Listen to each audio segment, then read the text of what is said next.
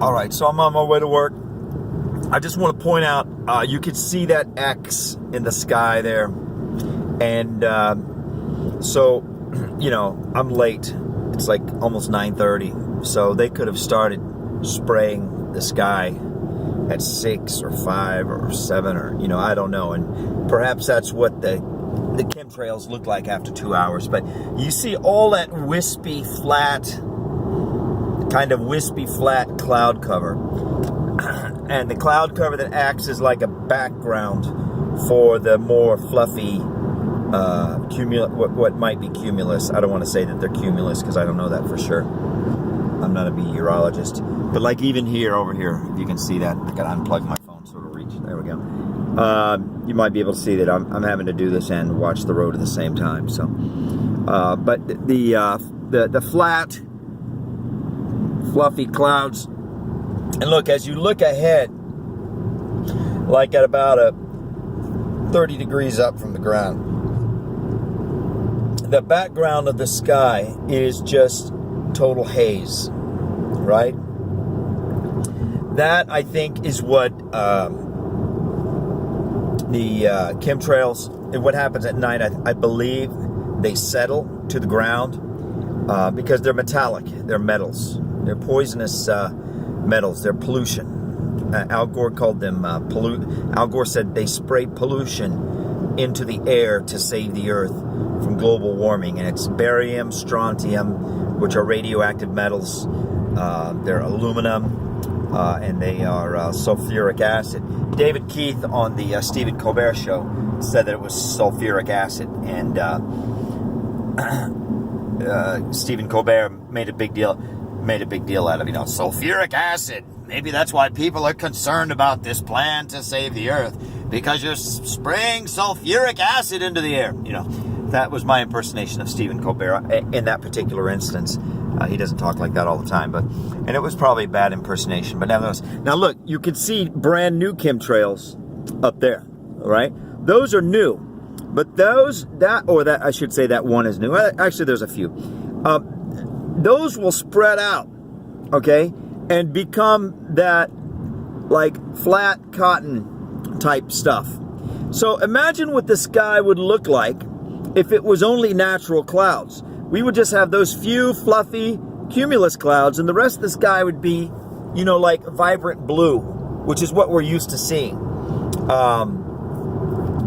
But now it's the cumulus clouds, the natural cumulus clouds, plus all that other stuff. So all that other stuff adds about, I don't know what, 40%, 30%, 30, 40, 50% extra cloud cover, you know? So that's that much sunlight, that much energy that's not reaching the earth. And in addition to that, God only knows what happens when it rains and all those poisonous aerosolized metals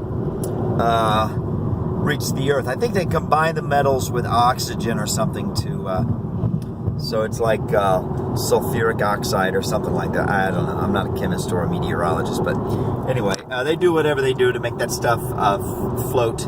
And they have whistleblowers coming out, people that have been loading the tanks of, you know, liquid onto the planes, coming out saying we're doing this. Got a lady named, I believe her name is, what is her name? Something Kelly Megan or Kristen Megan or something like that. The former industrial hygienist for the hygienist. Is that how you say that word? Hygienist.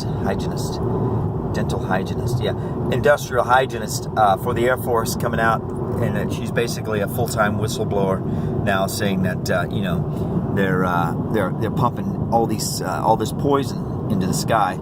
And so, all right, so let me see if I can bring all this stuff full circle, okay? There are some people, probably, because it always works like this, right? Always. There are some people that actually believe that they're saving the earth by polluting the earth. I'm sure that there are some scientists that actually believe that. There's some members of the public that actually believe that. There's some politicians that actually believe that. Does that mean it's true? No, it doesn't mean it's true. It just means that they've been shown some studies and some numbers and some some mumbo jumbo multisyllabic yuckity yuck and they were, because of their jobs or their titles, they weren't in any position to question what they were being shown, right? So it's like a dual thing. It's there on the one hand, maybe they're persuaded somewhat, say give 20% weight to actual objective persuasion. But on the other hand, they can't really argue with what they're being shown because their livelihood depends upon them saying, okay, yes, okay, I see what you're saying, yes, okay, I see the numbers, yes, I do. Now, they could make a stink, but that would be bad for their career. It would be stressful. They would be going out, they would be sticking their neck out, right? So 20% weight to actually being persuaded, 40% or 50% weight to it's just good for them to go along. So we're up to 60, 70% now. And then the other 30, 40% is just peer pressure and sloth and laziness, a lack of personal integrity, not really caring, and that's the way that works. I believe that's the way persuasion works. There's always a number of factors involved. Everybody likes to think, oh, I'm completely objective and I make my decisions based upon intelligent analysis and I've looked at the numbers and I've read the white papers and I've now decided. No, that's not the way it works. Nobody makes decisions like that. There's always a number of factors involved. And so that's why I think people go along with this. Now, so here's the thing. Here's what they're doing. The big picture. Okay? The big picture is first of all, they're dumbing everybody down. And that's what this aluminum and the barium and strontium does, is it reduces energy, it reduces curiosity, it induces a deathful state of existence where you're just, the only thing you care about is what's in front of your face. You have no real intellectual engagement, no real intellectual curiosity. You just, you're like a hamster, eating, pooping, and procreating, and that's it. And that's what they want us to be, because then they can herd us like livestock, or like a giant flock or giant herd of lemmings or whatever, So there's that factor, and that's very helpful to them, because once they start dumbing people down, once they reduce the IQ by 2 points, 5 points, 10 points, 15 points, 20 points, 30 points, as long as it's universal across the population, then nobody knows, right? Because we all judge ourselves and each other on relative terms. Oh, I'm smarter than these people, that means I'm smart. Oh, I'm dumber than those people, that means I'm dumb. But nobody has the frame of reference to know that, wait a minute, 50 years ago, IQ was 30 points higher on average. Nobody has that frame of reference, and then they pump us full of the idea that, oh, we're smarter than any other generation and we're more sophisticated, and oh, you're so smart. So all of that is part of the same strategy, to dumb people down and to make people think that everything's great and wonderful and they're great and wonderful and everything's under control and nothing is wrong. It's part of the sleepwalking to the guillotine strategy. Right? So there is all that, but then there's also this, and that is that they intentionally they implemented policies that intentionally ballooned the population in third world and in third world countries. Okay? And they intentionally implement policies that decline population in first world countries. And then once the disparity of population density between those two groups of nations occur, now they take the third world populations and they bomb them into oblivion, so they all want to leave their homeland. I mean, because on the one hand, in South America, for example, they make them all poor, okay? Because in the 60s and 70s, Venezuela and Argentina were wealthier than America, right? I mean, in South America, they have unbelievable natural resources. I mean, unbelievable. There was a saying in the 80s, I believe it was, that was said that, you were either wealthy or you were Argentine wealthy. And if you were Argentine wealthy, that means that you were uber wealthy, like you were super wealthy. Like Argentinians had their own class of being wealthy, like it was above the normal definition of wealthy. That's how wealthy they were. But they brought in socialism, they brought in communism, they wrecked all the economies of South America. So now they have this poverty-stricken, enormous mass, desperate mass of hurting people, that's hurting with a T, not a D, hurting people that they can manipulate, right? And then they bomb the Middle East half to death, and now they have a giant population of desperate, hurting people over there. So now they're going to take all these desperate, miserable, abused people, and they're going to, like handfuls of mud, they're going to start throwing them against the first world. They're going to start, because the first world has already been dumbed down. Their populations have already been thinned out. So they're dumb and they're weak. So they're not going to know what's happening to them. They're not going to have the strength of will or intellect or awareness to defend themselves. And they're going to throw these desperate people that have been abused and manipulated for generations to bring down the first world. Now the entire world is a wreck, right? Everything is chaos and destruction and desperation, and that's when they're going to bring in their global government or their worldwide government. So that's the big picture. That's what this stuff is all about. That's why they're spraying the sky with chemicals, and Al Gore is going on the Ellen DeGeneres show and saying, we have to save the earth, or however Al Gore talks.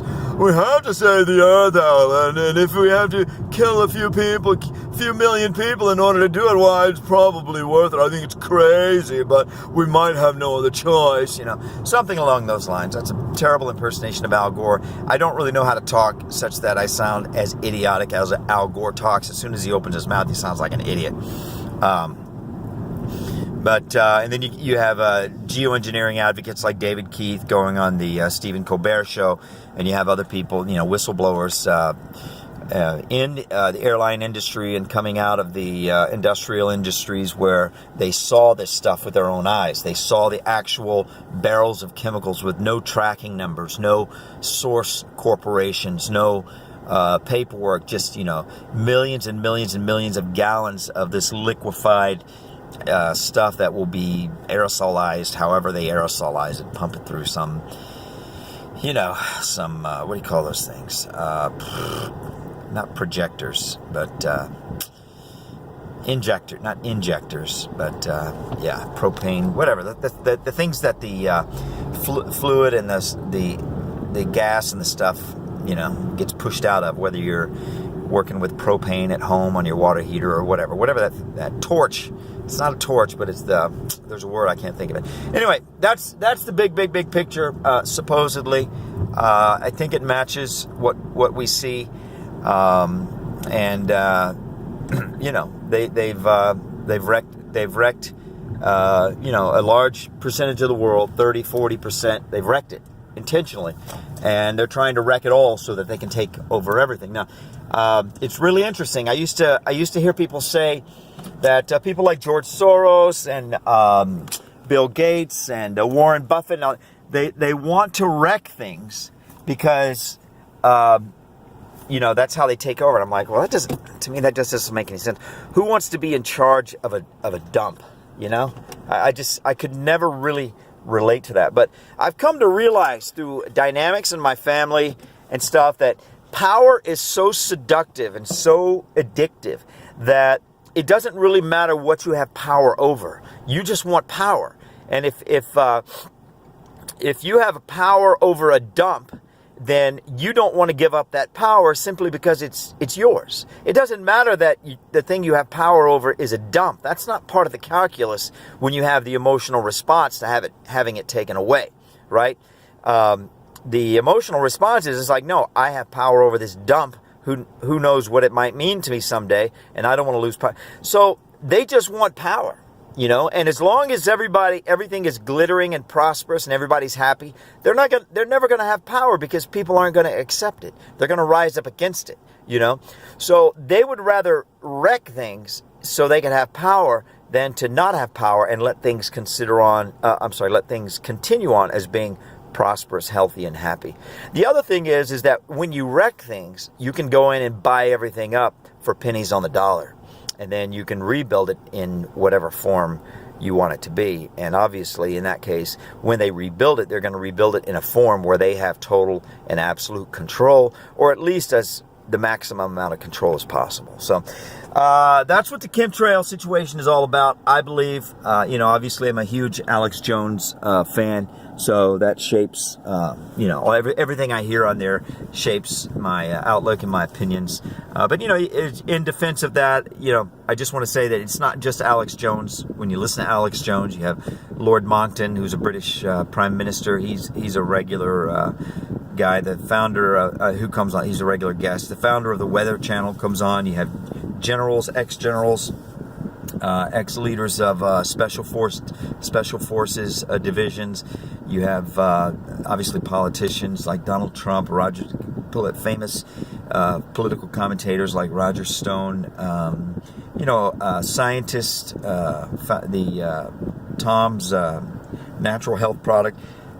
The president of the founder of that company comes on. David, what's that guy's name? That natural news guy, Mike Adams, comes on a regular basis. So there's a lot of you get a lot of perspectives, and you hear a lot of people speak that you would never hear anywhere else. So that's my defense of Alex Jones. So God bless everybody. Have a wonderful day. Keep your eyes on the sky. Just remember, when you see now, you look over here. I don't know what that little fluffy wispy thing is. Is that a piece of chemtrail that broke off, and it's kind of, I don't know. I have no idea. That might be a natural cloud. But that wispy, like upside down V sort of, it's almost like a double V maybe. That's kind of what it looks like. But the straight line wispy stuff in the back, I would say that that's definitely chemtrail. But all this stuff over here, not the fluffy cumulus type stuff, but the background, cloud, haze, pollution blanket stuff. That's, in my opinion, in my experience, after looking at this stuff for a few months, that's all like chemtrails. You gotta look at it. You can't just look at it and make a snap decision, because once they lay down those trails, they start to expand, and you don't necessarily, if you're not watching, you don't necessarily know that wispy cloud type cover used to be something coming out of the back of a plane. You don't know that unless you're really making an effort to pay attention. But anyway, that's it. God bless. Hope everybody has a wonderful day, and I hope you enjoyed this chemtrail update. Bye.